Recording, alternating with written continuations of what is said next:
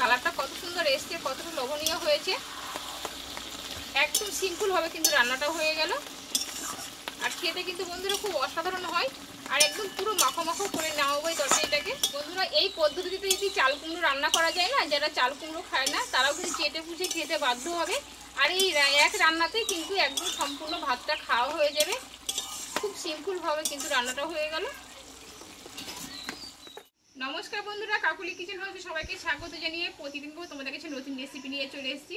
তা আজকে একটা রান্নার রেসিপি নিয়ে এসেছি। আজ আমি তোমাদের বানিয়ে দেখাবো চাল কুমড়ো রেসিপি। তা কীভাবে বানাচ্ছি তোমরা প্রথম থেকে দেখতে থাকো, আশা করি ভালো লাগবে। আর যে সকল বন্ধুরা এখন নতুন আমার চ্যানেলে, তাদের চ্যানেলটা সাবস্ক্রাইব করে পাশে থেকো। আর এই রান্নাটা কিন্তু পুরো একদম গ্রামীণ রান্না, খেতে কিন্তু খুব সুস্বাদু হয়। আর অল্প সময়ের মধ্যে কিন্তু রান্নাটা হয়ে যাবে। তাহলে চলো কীভাবে বানাচ্ছি দেখতে থাকো। দেখো বন্ধুরা, এইখানে চাল কুমড়োটা আমি কেটে নিয়েছি। আর এই চাল কুমড়োটা বন্ধুরা আমার বাড়িতেই হয়েছিল, দিয়ে কিন্তু একটু ভিতরে বীজটা হয়ে গেছে। দেখো এই বীজগুলো কিন্তু কেটে আমি বাদ দিয়ে দিয়েছি। আর এই রান্নাটা কিন্তু এই সাইজে কিন্তু কুমড়োটা কেটে নিতে হবে, মোটা মোটা করে এইভাবে। কিন্তু এটা রান্নাটা কিন্তু খুব সুন্দর হবে, খেতে খুব ভালো লাগে। আর এই কুমড়োটা রান্না করার জন্য আমি এখানে নিয়েছি বাজার থেকে দুটো আমেরিকান ছোটো ছোটো মাছ এনেছিল। তা দেখছি ভিতরে ডিম আছে, প্লাস আমি সেই ডিমটা দিয়ে আর এই মাছের মাথাগুলো দিয়ে কিন্তু এই কুমড়োটা আজকে রান্না করব। খুব সুন্দর একটা রান্না। তাহলে চলো উনুনটা ধরিয়ে নিয়ে এবার। দেখো বন্ধুরা, এখানে উনুনটা ধরিয়ে কড়াটা গরম করে নিয়েছি।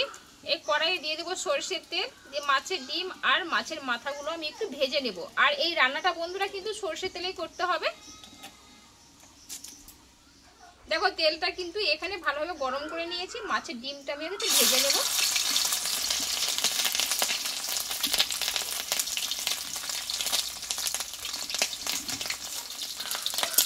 ডিমটা কিন্তু এক পিঠ ভাজা হয়ে গেছে, আমি আর এক পিঠে ভেজে নেব।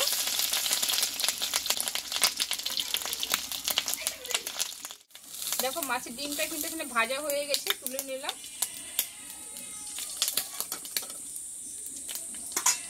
এবার লবণ হলুদ মাখিয়ে কিন্তু মাছের মাথাগুলো আমি ভেজে নেব।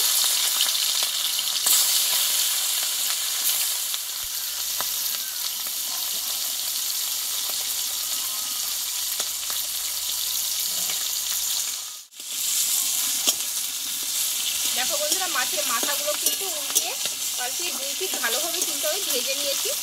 এবার আমি তেল থেকে তুলে নেব।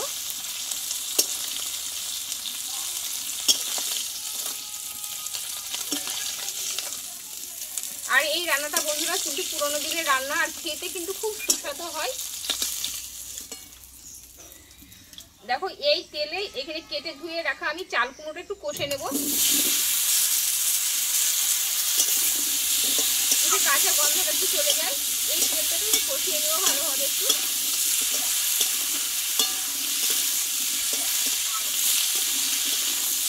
এতে কিন্তু লবণটা দেওয়া চলবে না, তাহলে কিন্তু পুরো জলটা বেরিয়ে আসবে, কিন্তু কষাটা আর হবে না। তাই লবণটা না দিয়ে বন্ধুরা এভাবে একটু কষিয়ে নিতে হবে।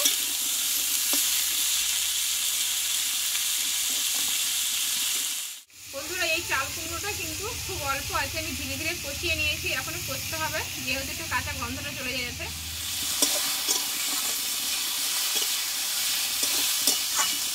দেখো চাল কুমড়োর মধ্যে যে কোনো একটু এই চাল কুমড়োর ভিতরে একটু জল জল ভাব থাকে, তাই কিন্তু লবণটা দেওয়া চলবে না। লবণ না দেওয়াতেও কিন্তু দেখো একটু জল জল ভাব এসছে, এতে কিন্তু এই কুমড়োটা নরম হয়ে যাবে। খুব অল্প আছে, ধীরে ধীরে এইভাবে কষিয়ে নিতে হবে। এখনো কিছুক্ষণ ভালোভাবে কষিয়ে নেব।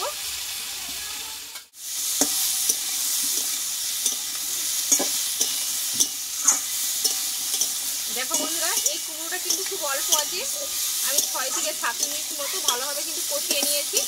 আর তোমরা দেখলেই বুঝতে পারবে। আর এই অল্প আছে কষার জন্য কিন্তু দেখো কুমড়োটা কিন্তু পুরো নরমও হয়ে গেছে, দেখো ভেঙে যাচ্ছে।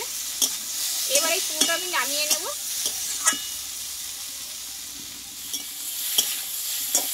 দেখো এটা নামিয়ে নেব। দেখো এই কড়াইয়ে আমি আর একটু সরষের তেল দিয়ে দেবো।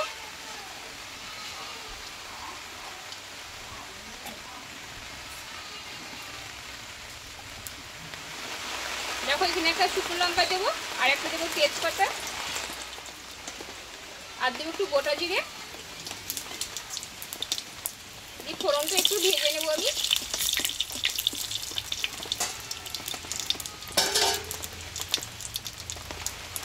দেখো ফোড়নটা কিন্তু ভাজা হয়ে গেছে। দেখো আর এইখানে বড় সাইজের দুটো পেঁয়াজ আমি কেটে নিয়েছি, দিয়ে দেবো।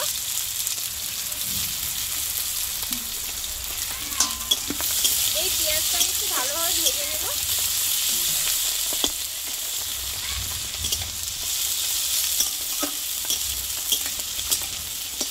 আর বন্ধুরা এই রান্নাটা কিন্তু পেঁয়াজের ভাগটা একটু বেশি দিতে হবে, তাহলে কি হবে খেতে একটু ভালো লাগবে।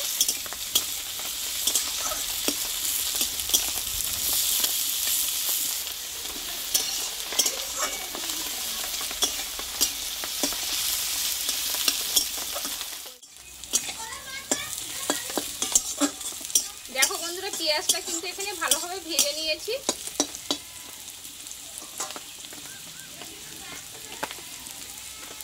আর এখানে কাঁচা লঙ্কার আদা আমি থেতো করে নিয়েছি, আমি সম্পূর্ণ বাটিনি, একটু থেতো করে নিয়েছি, এটা খেতে একটু ভালো লাগবে। এই পেঁয়াজের সঙ্গে একটু কষে নেবো, এটা আদার কাঁচা গন্ধটা চলে যায়।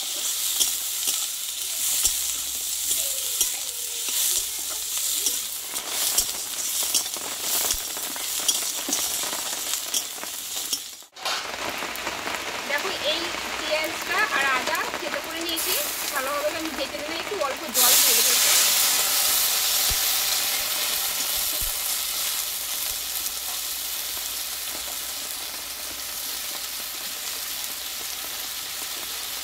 এবার দেবো স্বাদ মতো লবণ, আর দেবো হলুদ গুঁড়ো, আর দেবো কাশ্মীরি লঙ্কার গুঁড়ো, আর এখানে দেবো ঝাল লঙ্কার গুঁড়ো, আর দেবো এখানে জিরে গুঁড়ো,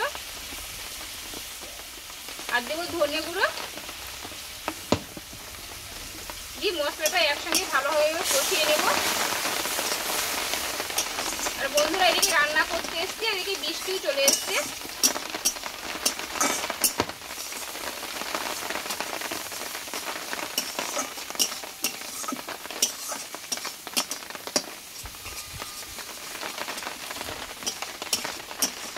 দেখো মশলাটা কিন্তু ভালোভাবে কষিয়ে নেব এবার।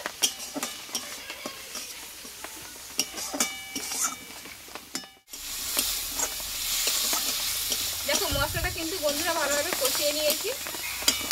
এবার সব শেষে দেবো আমি এখানে টমেটো কেটে রেখেছিলাম, টমেটোটা কিন্তু লাস্টে দেবো। আর দেবো 3টে কাঁচা লঙ্কা, আর কষে রাখা আমি চাল কুমড়োটা দিয়ে দেবো। একসঙ্গে মশলার সঙ্গে ভালোভাবে কষিয়ে নেব।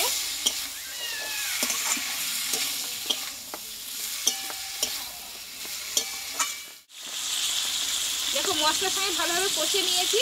আর এখানে স্বাদটা ব্যালেন্স রাখার জন্য একটু মিষ্টি দিয়ে দেবো। আর এই মিষ্টিগুলো একটু কম বেশি করে দিতে পারো।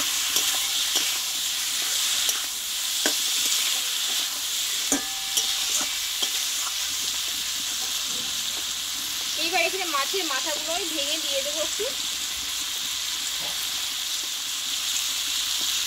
আর দেবো ডিম, মাছের ডিমটা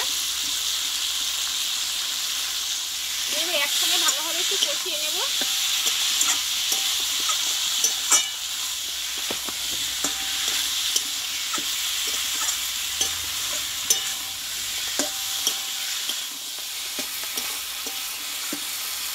দেখো মশলার সঙ্গে ভালোভাবে কষিয়ে নিয়েছি চাল কুমড়োটা। এবার কিন্তু কুমড়োটা একদম পুরোপুরি আমার নরম হয়ে গেছে, তবু আমি এখানে অল্প করে একটু জল দিয়ে দেবো। আর এই তরকারিটা কিন্তু পুরো মাখো মাখো হবে।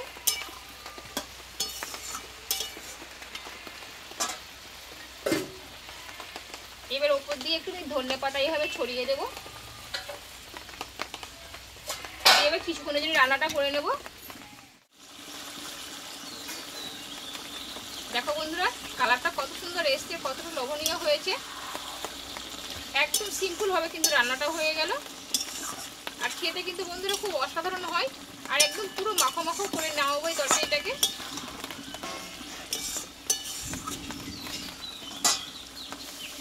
এইবার আমি এখানে দিব একটু গরম মশলার গুঁড়ো। গরম মশলার গুঁড়োর পরিবর্তে তোমরা ভাজা মশলাও দিতে পারো।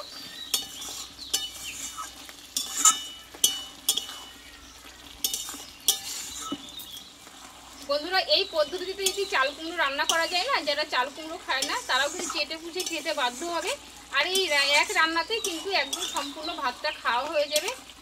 খুব সিম্পলভাবে কিন্তু রান্নাটা হয়ে গেল। বন্ধুরা তাহলে চাল কুমড়ো রেসিপিটা আমার হয়ে গেল, নামিয়ে নেবো আমি।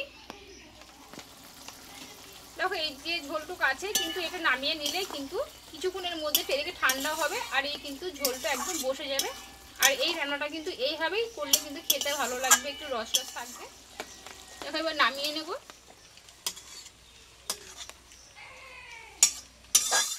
বন্ধুরা তাহলে খুব অল্প সময়ের মধ্যে কিন্তু রান্নাটা হয়ে গেল সিম্পলভাবে চাল কুমড়োর রেসিপিটা, মাছের ডিম আর মাথা দিয়ে। আর তোমরা একবার বাড়িতে এইভাবে ট্রাই করতে পারো, আশা করি ভালো লাগবে খেতে। তা আমার চাল কুমড়ো রেসিপিটা তোমাদের কেমন লেগেছে অবশ্যই কমেন্ট করে জানাবে। যদি ভালো লাগে একটা লাইক করে দিও আর বন্ধুদের শেয়ার করে দিও। আর এইভাবে আমার নিত্য নতুন রেসিপিগুলো দেখতে থেকো। তোমাদের কাছে আবার অন্য কোনো নতুন রেসিপি নিয়ে আসবো। তোমরা ভালো থেকো, সুস্থ থেকো, টাটা।